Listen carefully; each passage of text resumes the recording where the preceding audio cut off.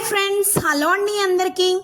ఈ వీడియోలో మనం అరటి పువ్వుతో కర్రీ ఎలా ప్రిపేర్ చేసుకోవాలో చూసేద్దామండి. ఏంటి అరటి పువ్వుతో కర్రీ అని అనుకుంటున్నారా? సో ఇది చాలా పురాతనమైనటువంటి వంటకం అండి. మన పూర్వీకులు ఈ వంటకాన్ని తరచుగా చేస్తూ ఉండేవారు. మనకి నేచరు సహజంగా చాలా గిఫ్ట్స్ అయితే ఇస్తుంది కదా, అందులో అరటి పువ్వు అనేది ఒకటి. అరటి పువ్వు వల్ల మనకి చాలా హెల్త్ బెనిఫిట్స్ అయితే ఉన్నాయి. మరి ముఖ్యంగా లేడీస్లో యూట్రస్ ప్రాబ్లమ్స్ అనేవి రాకుండా చేస్తుంది. అదేవిధంగా ప్రెగ్నెంట్ ఉమెన్కి, బాలింతలకు కూడా ఈ కర్రీ అనేది చేస్తే చాలా హెల్త్ బెనిఫిట్స్ అయితే పొందవచ్చు. టేస్ట్ అనేది నాన్ వెజ్ కర్రీస్కి ఏమాత్రం తీసిపోకుండా సేమ్ కైమా కర్రీ టేస్ట్ లాగానే ఉంటుందండి. మష్రూమ్ కర్రీ, కైమా కర్రీ టేస్ట్ అయితే వస్తుంది. చూసారా ఫ్రెండ్స్, ఈ విధంగా మనం వండుకున్నట్లయితే కనుక చాలా హెల్త్ బెనిఫిట్స్ పొందవచ్చు. అరటి పువ్వును అయితే మార్కెట్లో మనకి చాలా తక్కువ రేటుకే లభిస్తుంది కదా. సో ఈ విధంగా మనం ఫస్ట్ అయితే ఈ విధంగా లేయర్స్గా ఉంటుంది కాబట్టి ఆ పువ్వులన్నింటినీ కూడా ఈ విధంగా మనం సపరేట్ చేసుకోవాలండి. ఆ పువ్వులు చూసారా ఎంత బాగున్నాయో, నేచర్ మనకి ఇచ్చిన గిఫ్ట్ కదా. వీటిని వదిలిపెట్టకుండా ఈ విధంగా మనం కర్రీ చేసుకుని తిన్నట్లయితే కనుక న్యాచురల్గానే మనం ఎటువంటి మెడిసిన్స్ లేకుండా చాలా యూట్రస్ ప్రాబ్లమ్స్ని అయితే క్యూర్ చేసుకోవచ్చండి. ఇక్కడ లేయర్స్గా ఉన్నవి మనం ఈ విధంగా ఓపెన్ చేసుకొని వీటిని ఈ విధంగా సపరేట్ చేసుకొని పెట్టుకోవాలి. అలాగా చివరి లేయర్ వరకు కూడా మనం మొత్తం కూడా ఓపెన్ చేసుకొని వీటిని ఈ విధంగా సపరేట్ చేసుకోవాలండి. మరి ముఖ్యంగా అరటి పువ్వు ఒలిచేటప్పుడు మనం చేతులకి ఆయిల్ అనేది అప్లై చేసుకుంటే బ్లాకిష్గా అవ్వకుండా ఉంటుంది. సో చూస్తున్నారు కదా, ఈ ముచ్చుకని అనేది ఈ విధంగా కట్ చేసుకొని మనం ఇలాగా పువ్వులు అనేది సపరేట్ చేసుకోవాలి. వీటన్నిటినీ కూడా కలెక్ట్ చేసుకున్న తర్వాత మనం మెయిన్ దాని లోపల ఉండేటటువంటి ఒక వైట్ కలర్ స్టెమ్ అనేది తీసేసుకోవాలండి.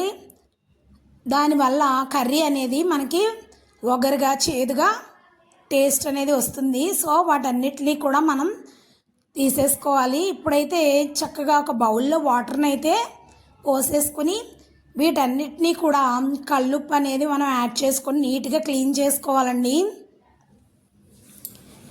ఈ విధంగా వాటర్లో వేసేసుకొని క్లీన్ చేసుకున్న తర్వాత మనం వాటిని చిన్న చిన్న పీసెస్గా అయితే కట్ చేసుకొని రెడీ పెట్టుకోవాలి. చూసారు కదా ఫ్రెండ్స్, సాల్ట్ అనేది యాడ్ చేసి నేను నీట్గా హ్యాండ్తో ఈ విధంగా అయితే క్లీన్ చేసుకుంటున్నాను.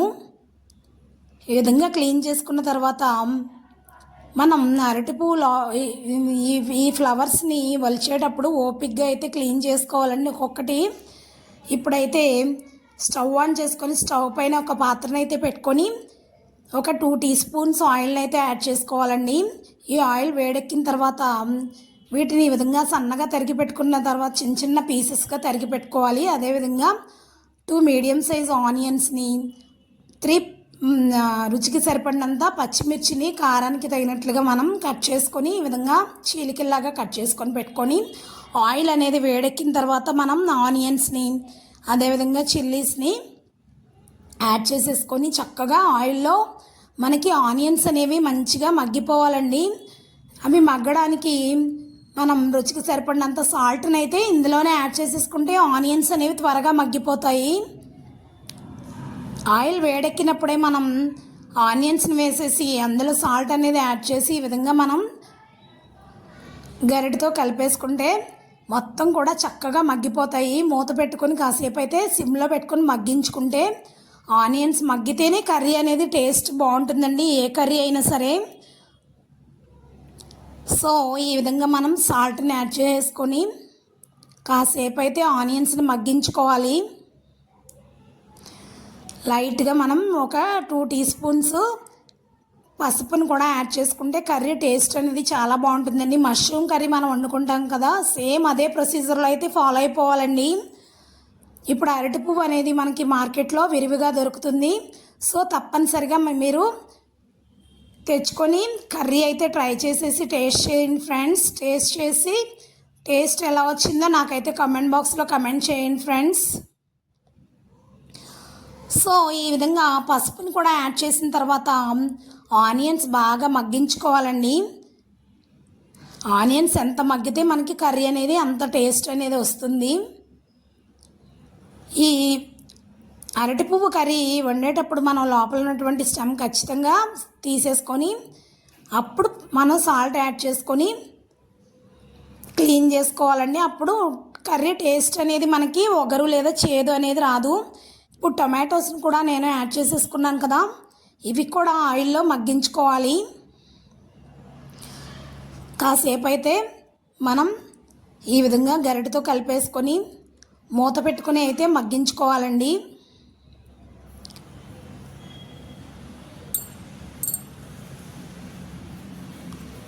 సో ఈ విధంగా కర్రీ మొత్తం కూడా స్టవ్ అనేది సిమ్లో పెట్టుకొని మనం చేసుకున్నట్లయితే టేస్ట్ అనేది బాగుంటుంది. మూత పెట్టేసుకొని కాసేపు మగ్గించిన తర్వాత తీసి చూసినట్లయితే మంచిగా మగ్గిపోయింది కదండి ఈ ఆనియన్స్ అవి కూడా. సో ఈ స్టేజ్లో ఉన్నప్పుడు మనం కొంచెం ఒక టీ స్పూన్ అల్లం వెల్లుల్లి ముద్ద అనేది మనం అప్పటికప్పుడు ఫ్రెష్గా నూరుకొని వేసుకున్నట్లయితే బాగుంటుంది. సో అల్లం వెల్లుల్లి పేస్ట్ని కూడా యాడ్ చేసేసుకొని సేమ్ నాన్ వెజ్ కర్రీ ఏ విధంగా అయితే వండుతామో అదేవిధంగా ఈ అరటి పువ్వుతో మనం కర్రీ చేసేయచ్చండి. సో అల్లం వెల్లుల్లి పేస్ట్ యాడ్ చేసిన తర్వాత మరొకసారి ఈ విధంగా కలిపేసుకొని ఆ పచ్చివాసన పోయేంత వరకు కూడా అల్లం వెల్లుల్లి మొత్తం పచ్చివాసన పోయేంత వరకు ఈ విధంగా అయితే మగ్గించుకోవాలి. సో ఇప్పుడు ఈ స్టేజ్లో ఉన్నప్పుడు మనం ఈ పీసెస్ మొత్తాన్ని కూడా మనం ఆల్రెడీ సన్నగా తరిగి పెట్టుకున్నాం కదా, పీసెస్ మొత్తాన్ని కూడా యాడ్ చేసేసుకోవాలండి.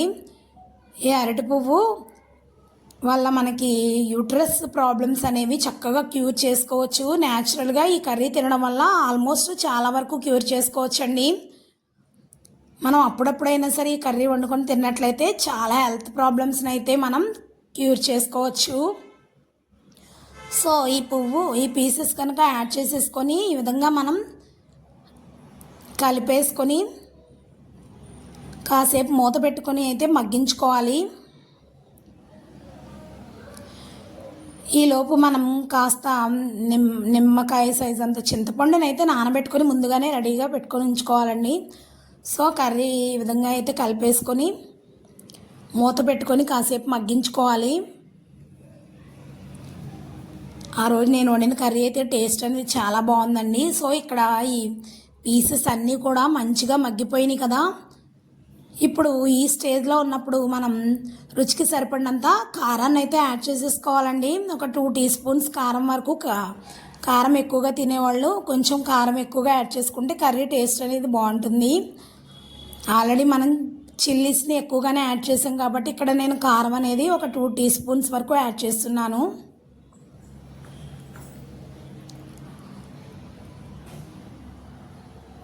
సో ఈ విధంగా కారం యాడ్ చేసేసుకున్న తర్వాత మనం ఒకసారి గరిటెతో కలిపేసుకొని మొత్తం కారం అంతా కూడా ఆ పీసెస్ అన్నిటికీ పట్టే విధంగా ఈ విధంగా అయితే కలిపేసుకోవాలి. కలుపుకొని మరి కాసేపు మనం మూత పెట్టుకొని అయితే మగ్గించుకోవాలండి.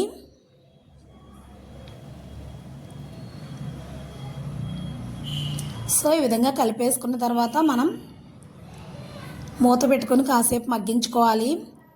ఇందులో ఎటువంటి ఆయిల్ మనం వాటర్ అనేది ఏమి యాడ్ చేయవసరం లేదండి.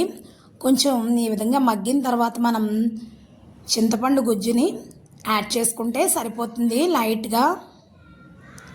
సో ఈ విధంగా మగ్గిపోయింది కదా కర్రీ మొత్తం. ఇప్పుడైతే చింతపండు పులుసుని అయితే యాడ్ చేసేసుకోవాలి. కొంచెం యాడ్ చేసుకుంటే సరిపోతుందండి.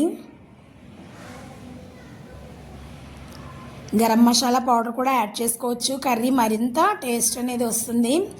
ఇక్కడ నేను కొత్తిమీర కూడా సన్నగా తరిగి పెట్టుకొని యాడ్ చేసుకున్నానండి.